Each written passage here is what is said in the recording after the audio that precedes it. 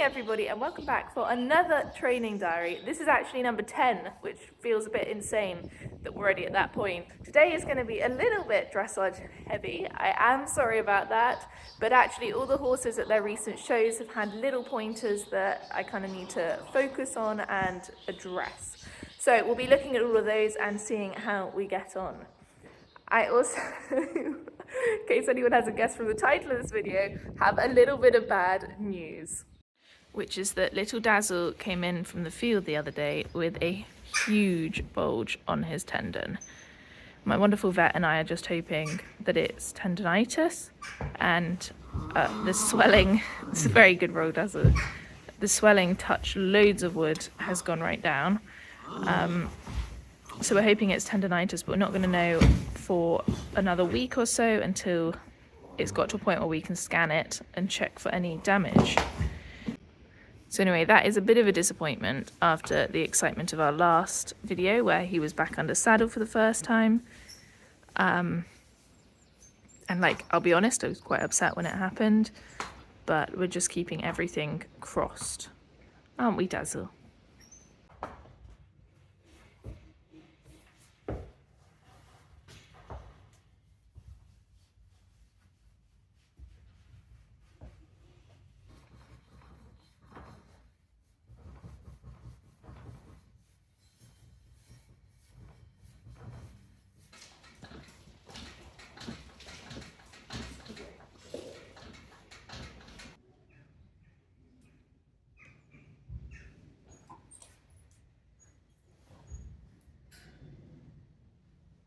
So Bowsy is really working on her downwards transitions, especially those halts, and getting her to step up and square up, which isn't that easy for her because she tends to be a little bit built downhill. So really getting her to stay up through the withers and engaged is quite tricky. The other thing we're also working on that I'm not sure if we'll do much of today is getting her a bit more laterally supple. The last couple of tests she's done, it's been evident that that's a point we need to really work on. So we'll just work a little bit on that. So I wanted to start the session off just by asking Bella to step up in the halt square, but you can see she pretty quickly offers me a ton of jambette that I hadn't asked or aided for. And I was using positive reinforcement at the time, and actually it made me feel a little bit uncomfortable because I think it's quite easy to tip from positive reward into negative punishment. So by withholding food from her when she thought she was offering me what I wanted and was being very enthusiastic about it, I felt that that was kind of tipping it into punishment rather than reward when I was giving her food. So I tried to persist a little bit, and as you can see, she just got more agitated.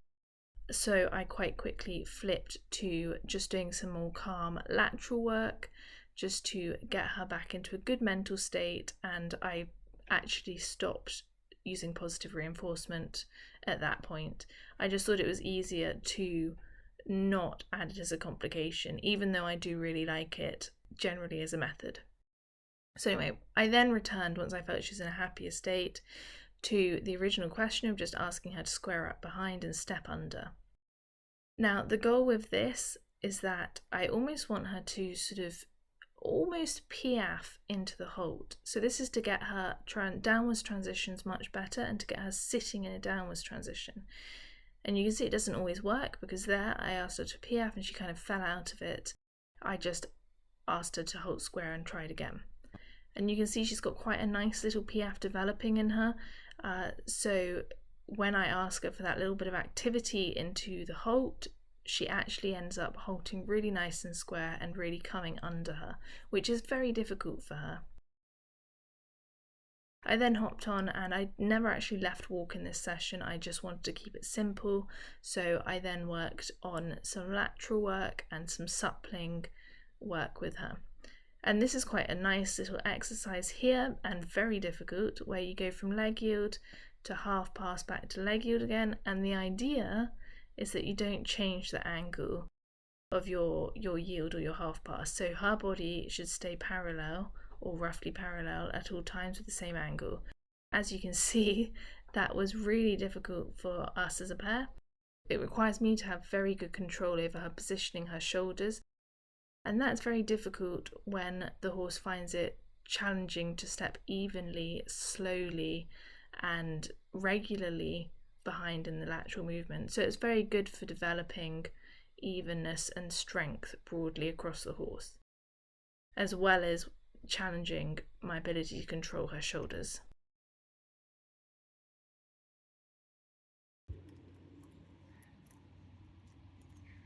So that was quite an interesting start to our session. I have been struggling to get the hours in the saddle recently.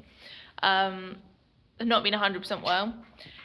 And as a result, I've been doing a bit more in hand with Bella. And the other day, for example, I went out to her field and did some work on the jambette. Hence, her offering jambette constantly during the start of the session without being aided.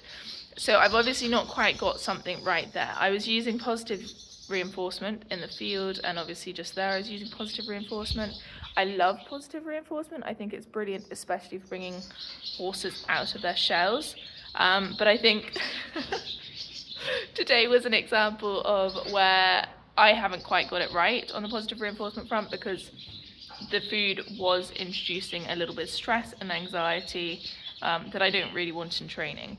I know a lot of people would view today as like, oh, she's just being really sweet and she's just offering, she's trying to do the right thing. And like, I would agree with that, like she's not being naughty at all. But there's a disconnect there between the aiding and the reward. And there's definitely a degree of tension and sort of stress about the snacks. So it's just something to be a little bit cautious with, especially something like jambette, which could be a little bit dangerous if she's striking out in front with people around. So today I am going to be riding Scandal, but I am also going to be doing groundwork afterwards to see if I can get him a bit more relaxed and attuned. A bit of a common theme during the last few videos and show outings has been that he's been a little bit tense and not really working calmly and softly. So that is kind of my mission at the moment with him, is to get him a bit happier, a bit more relaxed. But as I've already said, my riding's been a little bit disrupted recently, so I've not got very far on that mission, but that doesn't matter. Like, we're just, as and when we can, we're going to work on it and tick away at it. It's the way with all the horses. You go through phases of like very quick progress and then things slow down a little bit, and that's totally fine. So Scandal just did quite a short session with quite simple work where I was just focusing on our softness as a pair and playing around with his balance and alignment. But this strike off, after this strike off to canter, you can see really how on the right shoulder he is around that turn. And this is a difficulty I have a lot with Scandal, is particularly on the right rein, keeping him upright off the shoulder. It's not so bad on the left rein, as you can see here. He's better balanced. It is counter-canter, so it's easier to keep him balanced, but it's an issue I struggle more with on the right. So this is a really good exercise here in terms of challenging my ability to keep him upright and balanced laterally. And here the goal is to do a flying change at every quarter circle. And you've got to get their shoulders really well balanced to do this. But here I flying change to the right and he falls on the right shoulder and I can't turn him. I can't keep him on that circle, which just exposed how I didn't have him up off that right shoulder. So we try again, and I really focus just on, it's a feeling of playing around with that balance, and there's a sweet spot where it's right. And you can see this time we just get it right. All three changes were really nice. They were on the quarter marker, and I managed to have him much better upright.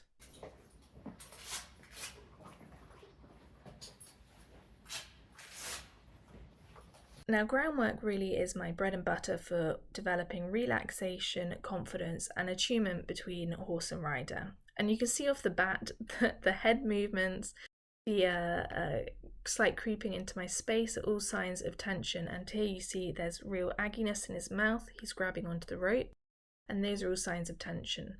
And I'm doing my best here not to react to those, just to work with them and try and work through them and give him the space without telling him off for those sort of self-soothing movements.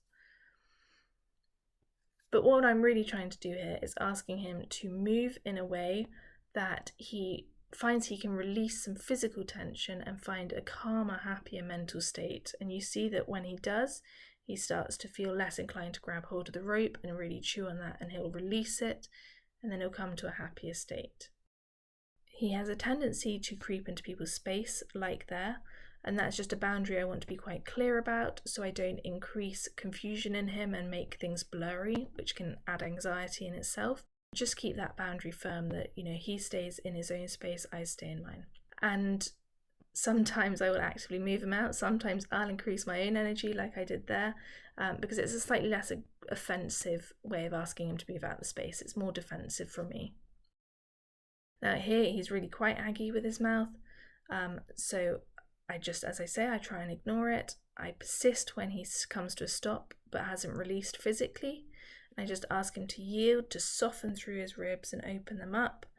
He's still chewing there, and then you see he lets go of the rope, and there's a moment where he just is much more mentally quiet. And you get a little lick and chew. I just ask him to bring his attention back and not wander mentally. And then you get these incredible calm moments, which I just love. They're so rewarding for me. They're just moments where everything feels so calm and so quiet, and it's just like everything in the world has taken a deep breath out. I absolutely love it. And then obviously you get huge releases as well, which this is actually the point where I stopped. I felt that we got this one big release, and that was a really good point to stop. But I wouldn't necessarily persist with the session until I got a release. That was just a happy outcome.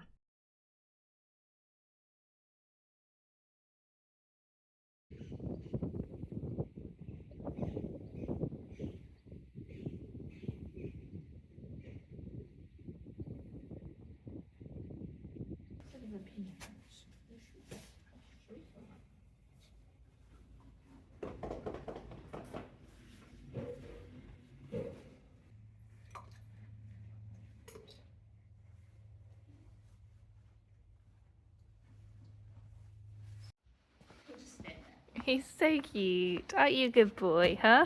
So Jim Jam and I are working on trying to slow the rhythm a little bit, and also I think he's ready now to start really working on stepping up a little bit behind and being a bit more engaged. So very early stages, so cute, very early stages of that.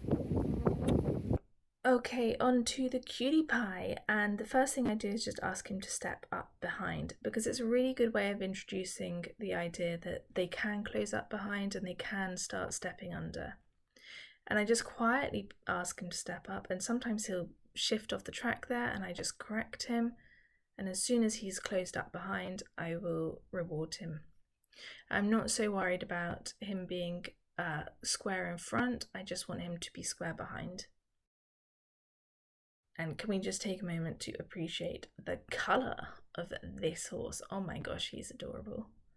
Anyway, hopping on board, I started off with a little bit of lateral work, really asking him to keep things very, very slow.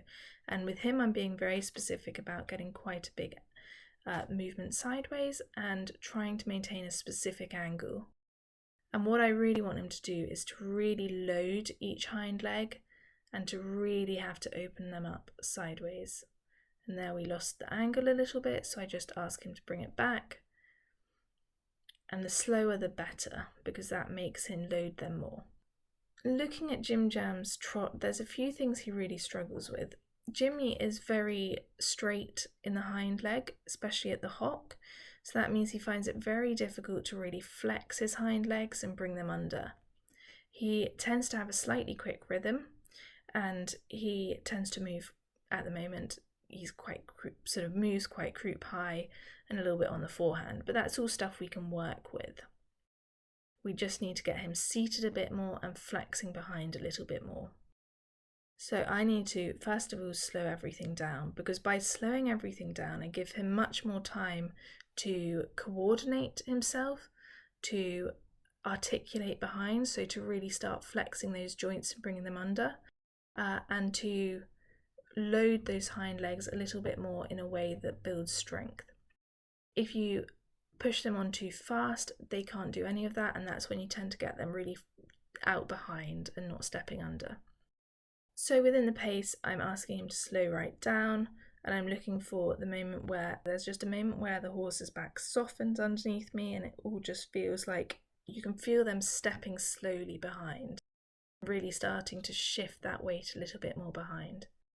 And there's a few things that some of you may immediately notice. One of them is Jimmy is sometimes dropping behind the vertical. Very much not a goal. I don't want my horses dropping behind the vertical, but that is really just a reflection of his weakness at the moment and the fact that he doesn't always take that contact forward, which are problems we're looking at and addressing. And actually I find that when I resolve the back end, he tends to reach more into that contact, and that's the point where I would stop and praise him anyway. So I'm just asking him within the pace to shorten a little bit, and then I'll encourage him to flow forward a little bit when I feel the moment's right, like there. And it's really just playing with his adjustability and his balance within a certain steady rhythm in the trot. I don't do many transitions, but I do a few where I really focus on keeping the rhythm through the transition. And I hope you can see there how he is actually stepping much better behind. You might notice he's not entirely even behind. He struggles to bring that weaker left hind through, so it's not always entirely regular. I've also spoken to my team, and we quite strongly believe that's a strength issue and an imbalance in strength. Also, I just want to take a moment to appreciate this canter, because oh my gosh, I just feel like unhumble brag here. It's improving so much. So if we compare it to our work about 5 weeks ago, I just think you can see how much it's changed. His balance is so much better. And what I really think is interesting is mentally where he's at, because in the old footage, you can see how tight he is across his back, how irregular he is in his rhythm, and how much his tail tends to swish. It's not so much here, but it was in the other video. And you can just see how much happier he is in the more recent footage where he's balanced much better, he's seated a bit better, and you know, there's a long way to go still. We're still working on, like we were in this footage, the reach. But if you look here, it's just so much. Like, that's a horse that's able to maintain a much better balance and a much steadier rhythm. And sure, I'd like to work on the straightness and the reach, but I'm very pleased and proud of him.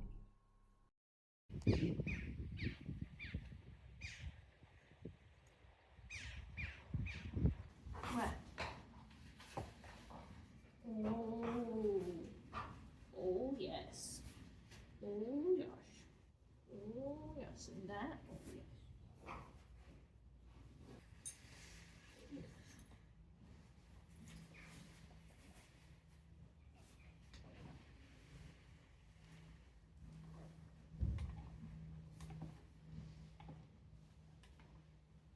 Zen is similarly working on stepping up a bit more behind and starting to work on collection, and also just generally using his back a little bit more and lifting up through his back. So Zen's work is very similar to Jimmy's in many ways, but he is slightly more advanced and has slightly more natural talent, one might say. I'm not asking for PR, first of all. What I'm asking here is for a walk-trot transition where he really maintains a steady rhythm in the trot. Now, Zen has a tendency in these transitions to scuttle in the walk and try and run into the trot.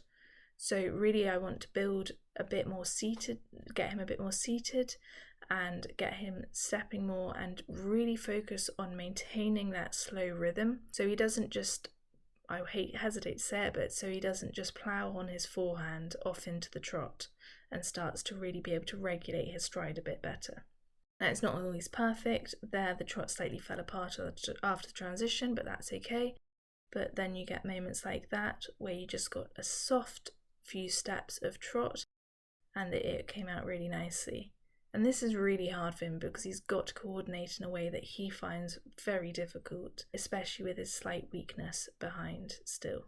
On board, I'm doing a bit of rein back, really focusing on keeping those steps short, and that just means he has to stay gathered and really sit a bit more and lift up through his back, so it's a good little thing to include in my work.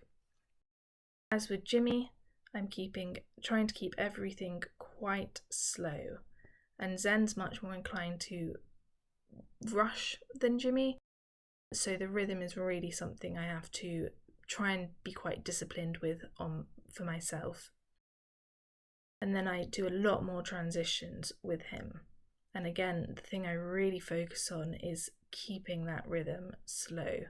And with a horse like Zen, what's so lovely is how amazingly active behind he can be, and how when things go right, he's so light. He's a really cool horse.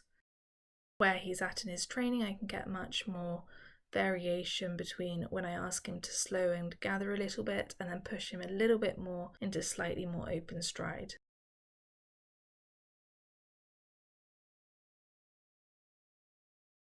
So here's a little bit of rein back, not much, just a couple steps, and then look at that, he's going to be so cool once he's a bit stronger. There you see he tries to rush off. I just ask him to nope, try and stay with me. And then the transition comes out nicely. And the rhythm stays quite nice and slow. And that's an even better transition. And then we lose it a bit. You can see he rushed there. He's now rushing. 1, 2, 3, 4, 5, 6. And then I ask him to half halt, slow down a bit. He brings himself back, and I'm able to let him then move forward and open up his stride a bit again. And it was a very nice couple of strides of more open trot there. So really for him, yes, we want to slow him down and get him sat a bit more and get him more engaged, but I also want to start pushing him to take that engagement forward onto a bigger stride, which requires quite a lot of strength and push behind.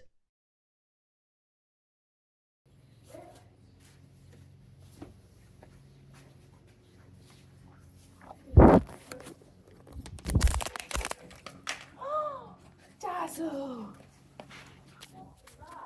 No, look, you've gone and broken my screen. What the hell, Dazzle? Yeah.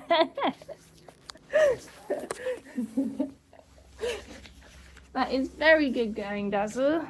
So Dazzle did quite a lot of damage, which took about a week and a half to fix, which is why this training diary is over a week late being published. Sorry, everyone.